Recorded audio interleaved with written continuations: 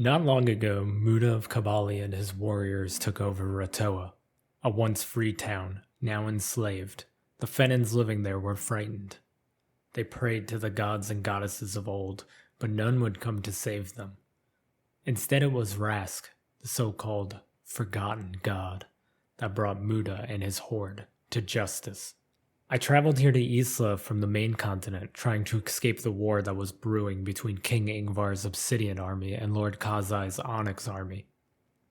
When I arrived in the once again liberated Ratoa to the sounds of Rask's new followers. I was skeptical at first, but I too started to grow more and more curious about this new god. Those from Obsidian would tell you they think King Ingvar is the first new god we've had on Fenrir since the original four. But Rask has apparently been dormant on Eesla for almost as long as the other gods and goddesses shared Fenrir with us. The people, most considering themselves prophets of Rask, welcomed me and hoped I could provide information from Fenrir to help them piece things together. Unfortunately for them, not a lot on the main continent was relevant to their situation. However, along with the book that taught them about Rask, they found another book with two wolves engraved on the cover. The prophet who discovered the book about Rask said Muda was looking for this book specifically, so it must hold some kind of significance. I flipped through the pages reading a few paragraphs and trying to figure out why Muda would want the book. It seemed to just be some history about Eesla, with no mention of Rask or any other gods. There wasn't anything hidden inside the pages that I could find, and nothing stood out. There were a few illustrations, but it was mostly of people surviving the colder climates of Eesla and how they chose to cultivate certain towns. I immediately thought the cover was strange as I closed the book. There were most likely wolves like this on Eesla, but there was no mention of wolves inside the book. Not a single wolf was depicted in any of the illustrations either. What importance did the animal hold? I asked the prophets if wolves were symbolic on Eesla, and they said they weren't. There had to be a reason they were engraved on the cover. I became obsessed with the thought and decided to carry the book with me as the prophets began to leave Ratoa in search of more of Rask's gifts. One day, while traveling, I noticed a cave off in the distance. I wanted to check it out and should have brought some of the others with me, but something was stopping me from doing so. Something in the cave was summoning me, and me alone. I stepped away from our caravan, most ignoring my departure, and made for the cave. Was it Rask?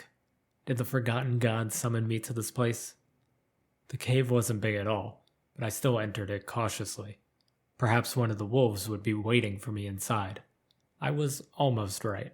I pulled a torch from my backpack and lit it, hoping to find some information etched onto the walls of the cave. Instead, I found the remains of a rather large wolf. It was on the surface, but stuck in the ground, almost molded into it like it was fossilized. I knelt down and tried to pick at the bones to see if I could free some or get some type of sign, but as I leaned down to touch the bones, the book with the two wolves on it fell out of my backpack. Strange, I thought. I did not leave the book in a way that it could slip out. As I reached to pick it up, the wolves on the cover began to glow. I stepped back, lifting my torch higher to light up more of the room, only to notice that a second wolf was now engraved in the ground next to the other in a similar fashion to the cover of the book. They both began to glow, also matching the book. I dropped my torch, rushing to the book, only using the glow of the wolves to guide me. I opened the book and sifted through the pages, only to find all of them blank. The words were gone. The illustrations were gone. Why was everything suddenly gone? I closed the book and flipped it back to the cover. The wolves remained, so I decided to try again. This time I opened the first page, and it was an illustration of me, in this cave.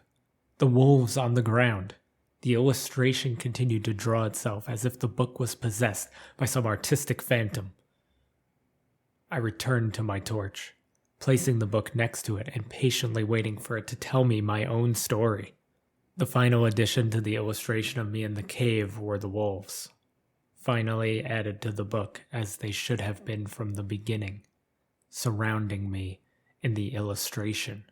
I noticed the cave entrance appeared darker than when I entered. No light was shining through, and the room itself even darker than I remembered despite the glow of the wolves and the flame from my torch.